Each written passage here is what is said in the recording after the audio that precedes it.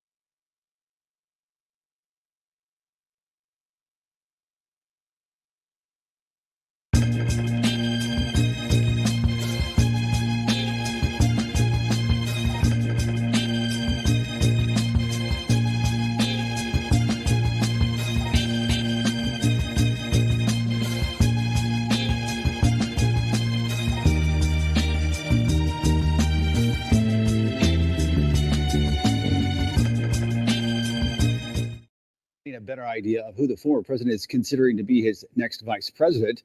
During a Fox News town hall in Greenville, Mr. Trump said South Carolina Senator Tim Scott has all the qualities he's looking for in a running mate. I have to say, this is in a very positive way. Tim Scott, he has been much better for me than he was for himself. Meanwhile, we're getting a better idea of who the former president is. He said he's been much better for me than for himself. Of course he has. Uncle Tim doing the shuck and jive stuff. Welcome to the National Newspaper Publishers Association's Let It Be Known. And it is a Thursday morning. It's a good morning, especially if you're among the nearly 153,000 student loan borrowers currently enrolled in a new repayment plan launched by the Biden administration. Because you're going to get an email. If you haven't gotten it last night, you're getting it today, notifying you that your remaining federal student loan debt will be canceled. It totals about $1.2 billion, and the email is expected to include a congratulatory message from President Biden himself, whose administration is eager to remind voters what it has done to address student loan debt as the presidential election ramps up. Talk about that this morning. The United States has been widely criticized for vetoing a United Nations resolution calling for an immediate ceasefire in Gaza. China said the veto sends the wrong message. France and Qatar voiced their regret while leading aid groups expressed dismay. Washington had circulated a rival draft resolution calling for a temporary pause in fighting, but they are getting their clocks cleaned verbally anyway right now because they were the only one. The U.S. was the only one to cast such a vote.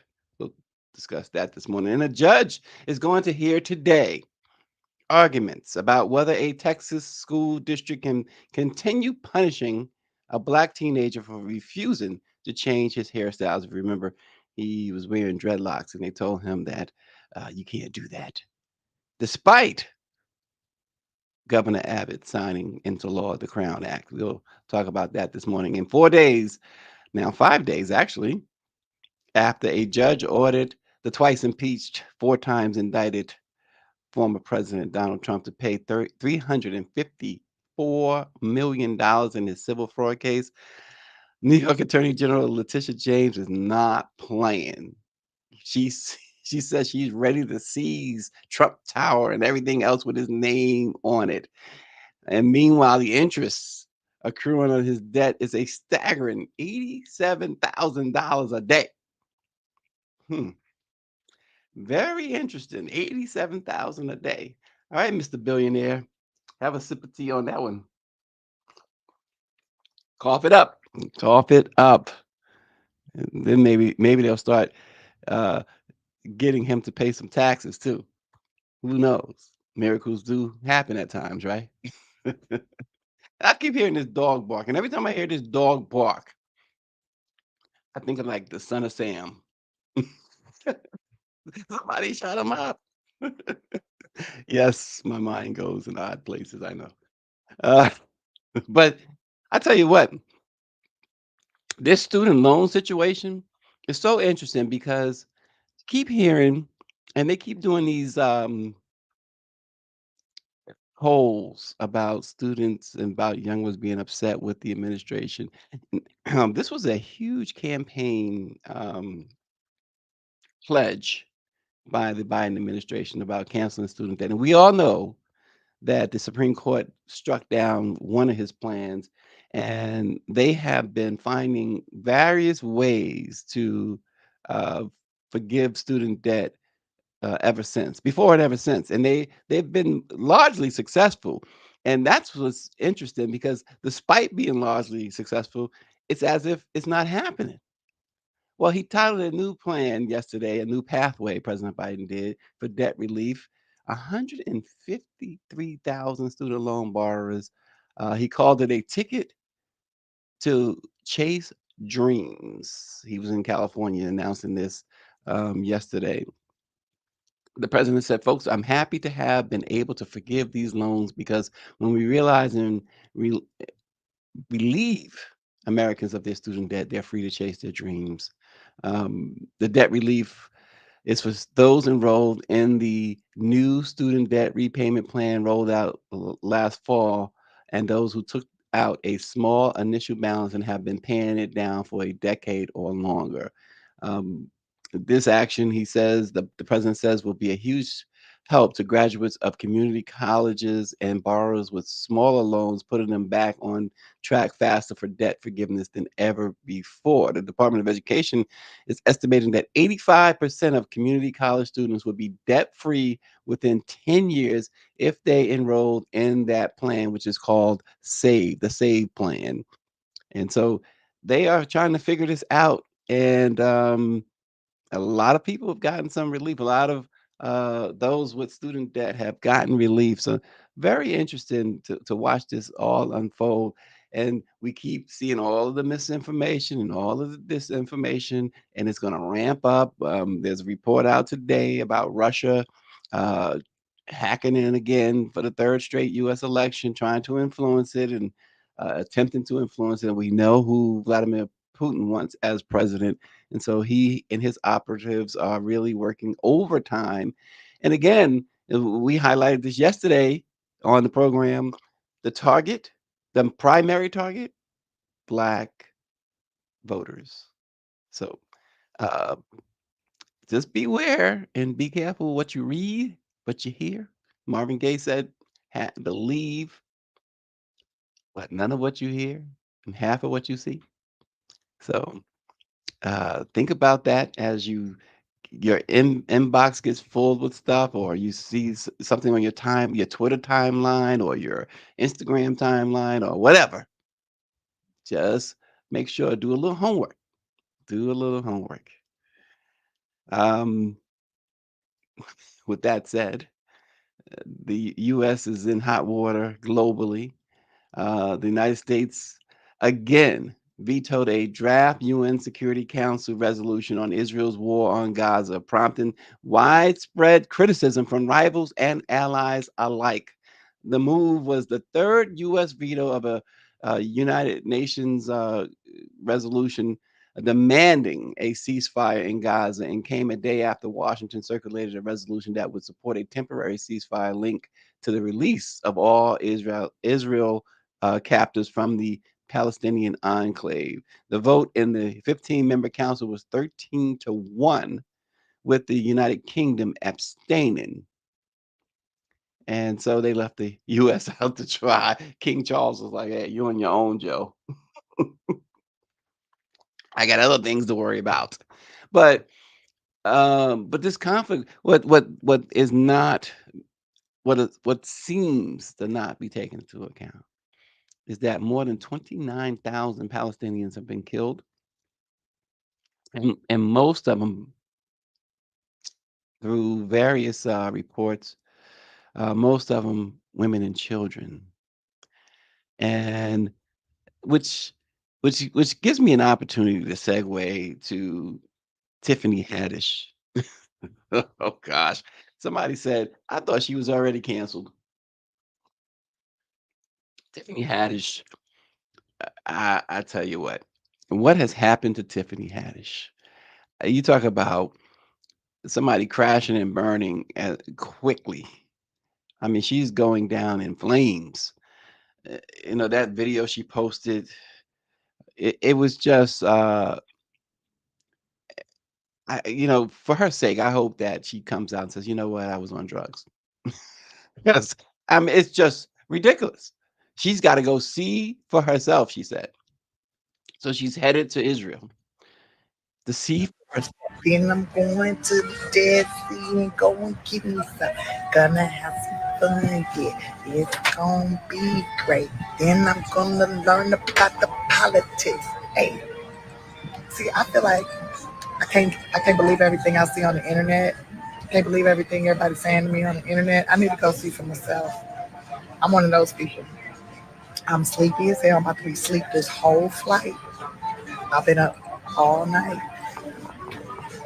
and I'm gonna sleep the whole 16 hours and I'm gonna go see for myself. I'm gonna go see. I'm gonna go see all of it.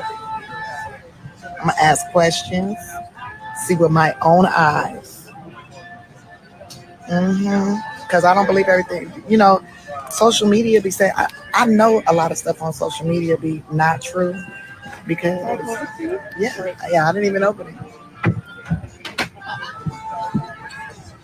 Yeah, I know a lot of stuff be on this social media not true because I see stuff people say about me and I live my life. I'm living my life and I'm like, that's not what I said. That's not true. So before I get to speaking on stuff, because I've heard from people that live there on both sides of the gate. Now I'm gonna go see. This is not champagne. Champagne, first of all, don't come in a cup like this. Damn, that's a little Caesar salad right there. Mm, delicious. Um, so I want to go see, and then I'm gonna tell y'all what I think. I'm gonna go see with my own eyes.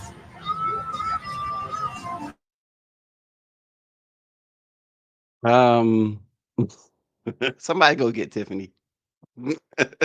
Somebody go get her. Um, Monique probably said it best. If she had a man or somebody in her corner, anyway, it doesn't have to be a man, but she had like Monique's husband, whatever, perhaps she would avoid these things. She would avoid getting herself in these. She's gonna go see what? What are you going to see? Power 96 said Nancy Reagan told my generation to just say no. Now I see why some people needed to hear that. And Southbound uh 3000 says she thought she had it made in white America. She just got caught up. Very uneducated, Southbound 3000. And my wife says, what is she going to see? That right. What are you going to see, Tiffany? She's lost her mind totally. Angela Connolly says she got her heart broken and never recovered. Well, you can you understand Common fleeing? And anybody else for that matter? I mean, she's absolutely out of her mind. Out of her mind. We can do better, Tiffany. Come on. We can do better. Save yourself. As apparently nobody else can. So I'm leaning upon you, Tiffany Haddish, to save yourself. It's unbelievable. Uh,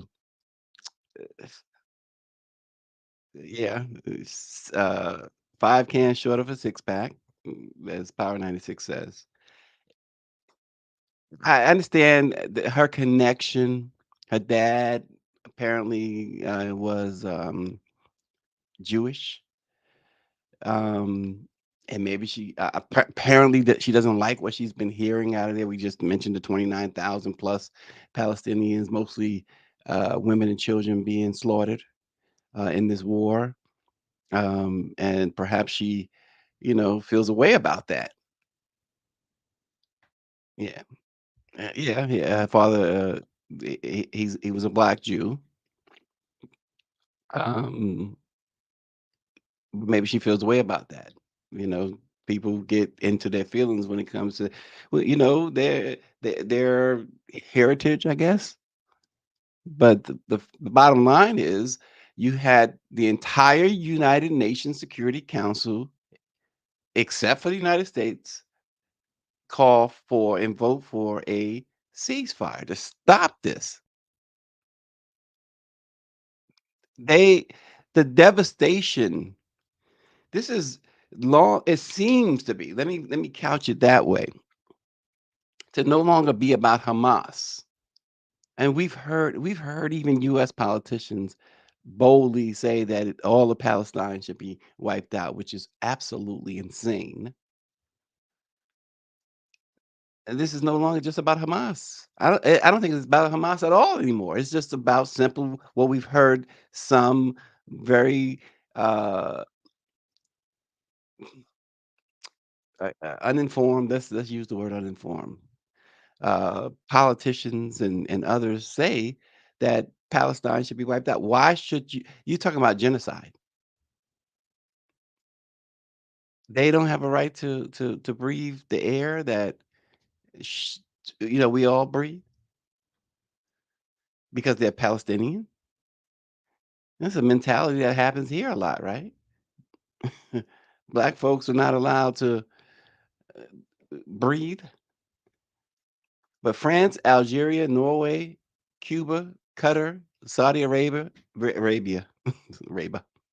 Russia, China, and even Amnesty International were among the nations and organizations denouncing the United States. Angela Connolly says Tiffany better hope she gets to come back. Yeah, exactly. This is why you can't, another reason why you can't take celebrities serious when they start talking about politics and things of this nation, the things of this notion. You can't take them seriously. They know not what they speak. They know uh, they were trained or went to school or whatever to act or to sing or whatever, and not to be politicians. That's why Reagan's presidency was such a disaster. He was an actor. Trump's presidency was such a disaster. He's a reality TV star.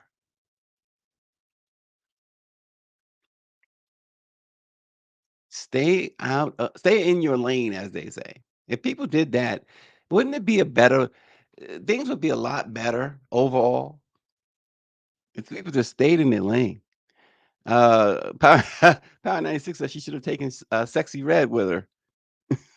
The whole crew, right? Sexy Red, Ice Cube, all of them. Killer Mike. They should just go, right? How about just staying over there? I mean, social media really went after Tiffany on this one. Boy, oh boy. I mean, and black social media, black Twitter went after her in a major way. It's like, mm. But it's like you set yourself up for that. And then she's thinking, who are you talking to? Because she thinks she's saying something. She thinks she's taking a stand, thinks she's being bold or whatever. When I mean, even sipping a mimosa or whatever she's sipping on, she looked crazy. I've never criticized Tiffany Haddish, but she's lost her mind. One of my old dearest friends went to school with Tiffany and is still very close with Tiffany. Um, but out in California, but she needs help.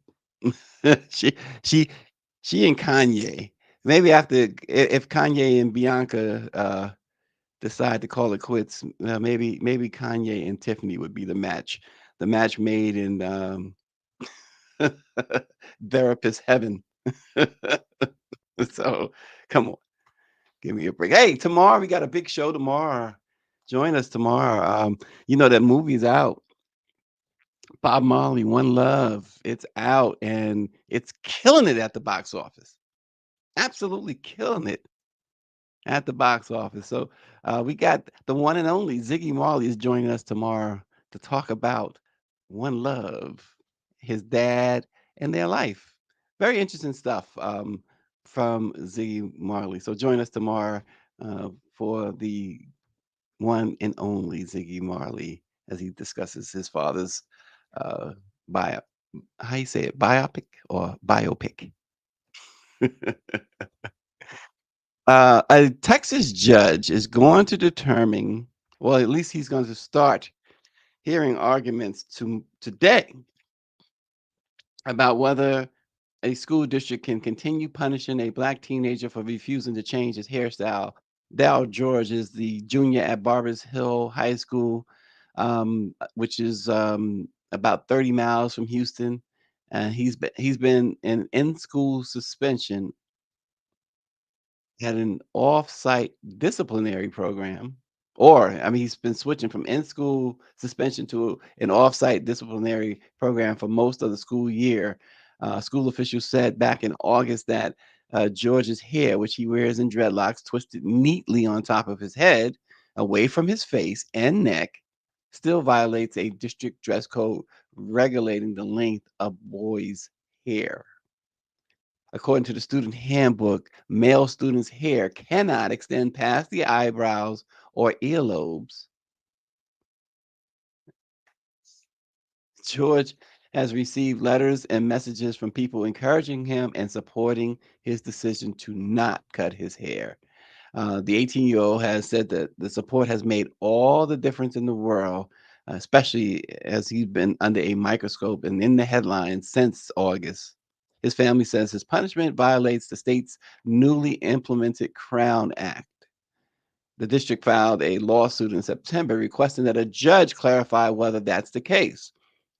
And last month, State District Judge Chap Kane ordered the case to go to trial, which is going to be today. It's it's just unreal that this is still going on. And the governor, he signed the Crown Act into law. It was a year ago. It was almost a year ago. It was in May.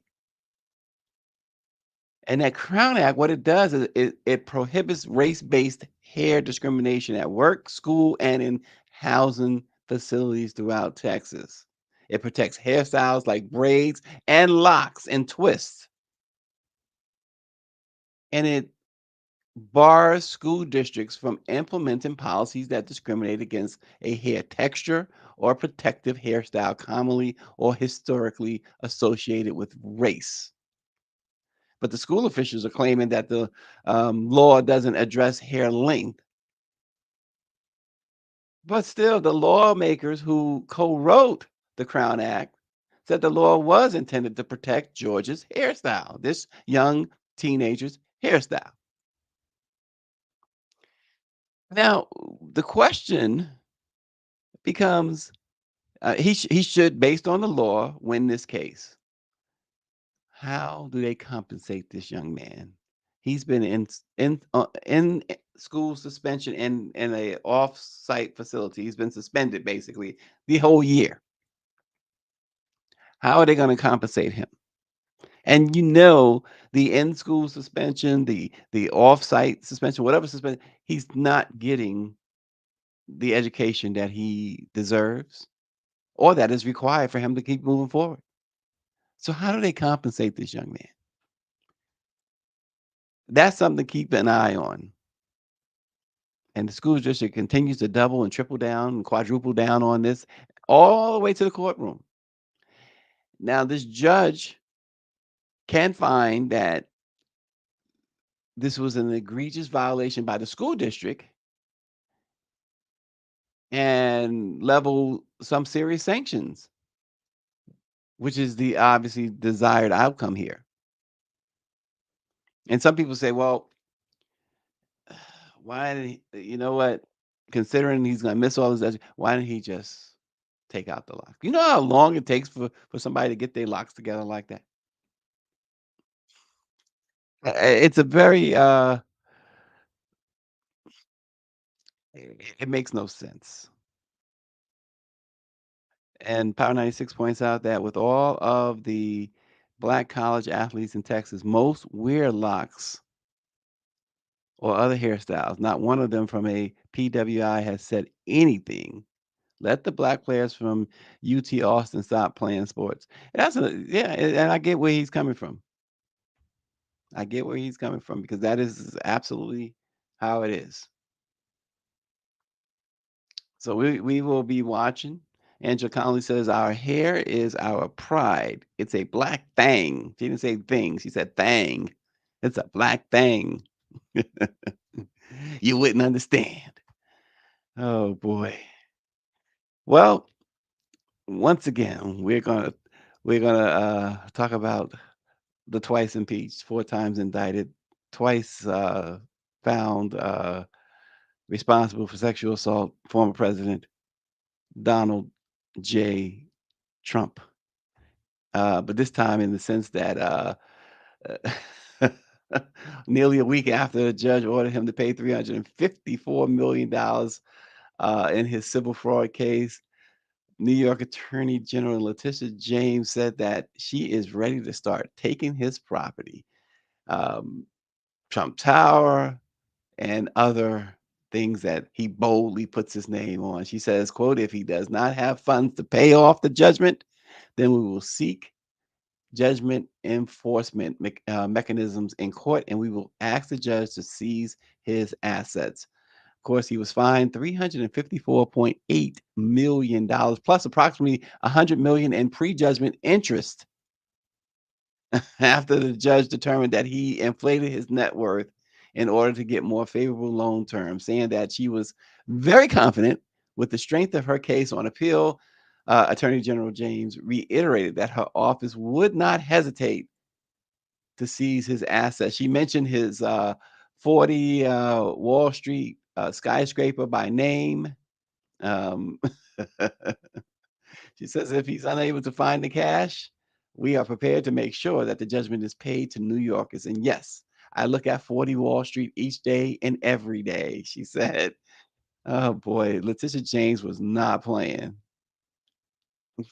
She directly countered Trump's allegations that the case lacked any victims. Instead, she described her case as vital to ensuring financial markets treat New Yorkers fairly. She said financial frauds are not victimless crimes. He engaged in this massive amount of fraud. It wasn't just a simple mistake, a slight oversight. The variations are wildly exaggerated. She said if average New Yorkers went into a bank and submitted false documents, the government would throw the book at them, and the same should be true for former presidents. Is she right? Daniela Pierre says, "Don't forget his new sneakers, about 400 a pop, and some are paying $2,000 for these sneakers." So his ardent supporters.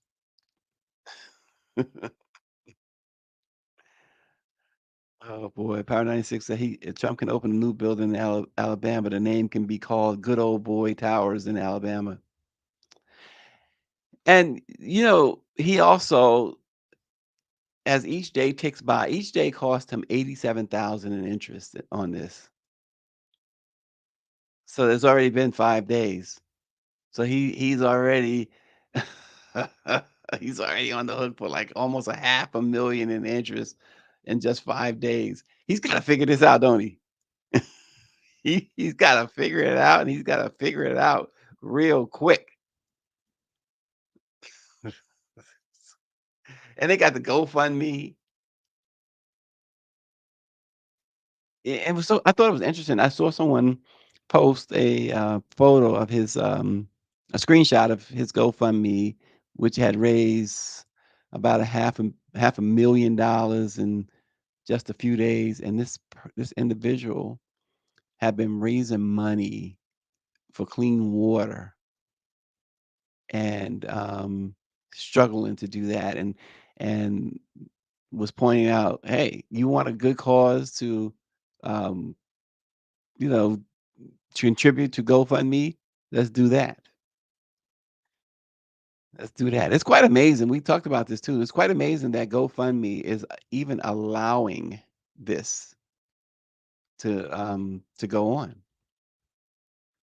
This is civil a massive civil fraud verdict. The judge decided he defrauded New Yorkers.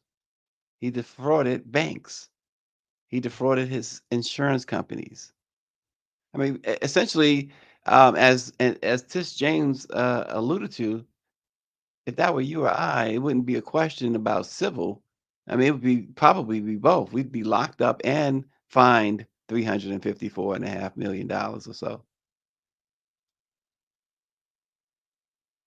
And look where it's at. It's up to $931,996, and that's from 16,900 people donated. And when that screenshot right there was taken, at that time, 4,900 people had just donated. And you see one name there, James Chernosky. James, James. No better. There's no better way to spend your money than paying this guy's legal bill or trying to pay his legal bills. He'll never raise that amount of money on GoFundMe. Come on, he's not going to do that. And oh, this is actually live. This is right now. There's an anonymous donor for 10,000. Could be Mark Wahlberg. Lisa Copeland, $500. I don't know. That sounds ominous. What? It's anonymous, $10. Michael Barnaby, his $25 lunch money he sent. Diane Butler, 10. Aaron Jones, 5,000. Nicholas Manassi, 5,000. Y'all gotta look these people up. Who are these people donating all that money? Oh wow. Be a top donor with $1,170 or more. So they want to give you a top donor badge. Are you kidding me? Joseph Crescio, 1,500. Kathy, 1,000. Look at Eugene Gerald, Kevin Millens. Oh boy, Ruth Spidell, Kimberly Mena, John Muchard. These folks are Ben Temby, John Murphy, Michael Chung. Oh boy, raising money for a crime, is that against the rules? Is what Angela Connolly is asking. And apparently, according to GoFundMe, this fundraiser is well within its rules. Go figure. Go figure. And so I think a part of it, and I can't be sure, but I think a part of it is that this is a civil situation. It's not a criminal situation. It should have been a criminal situation. Um, when you're talking about that amount of fraud, people, listen, go steal a couple $100 from somewhere. You're going to jail.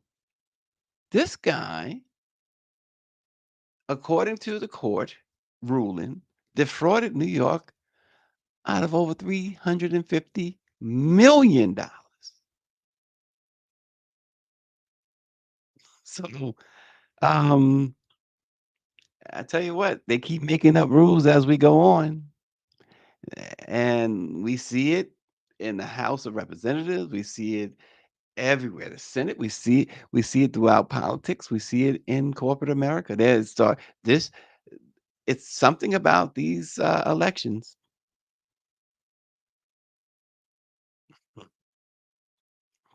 Southbound 3000 says Trump has some African Americans saying, "What's the difference between you and me?" Boy, this is where it's at, folks. This is where it's at. Again, don't forget, tune in tomorrow. We got Ziggy Marley tomorrow and the movie.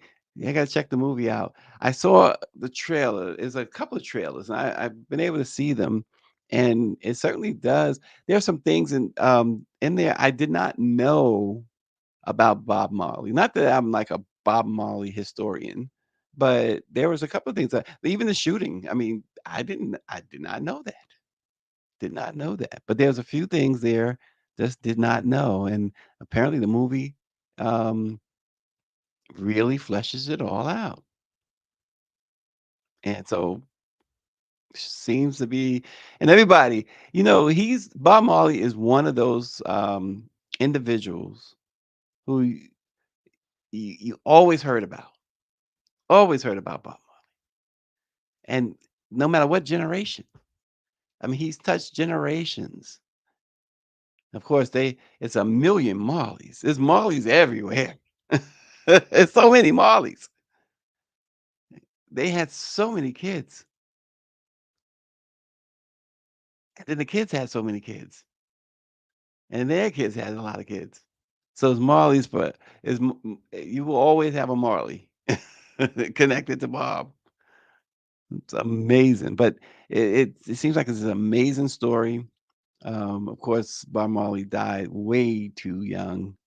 But his legacy continues to outlive generations. So check out One Love Bob Marley. Tomorrow we have a special with Ziggy Marley. One Love Bob Marley. So join us then, and we'll see you then. Thanks for tuning in.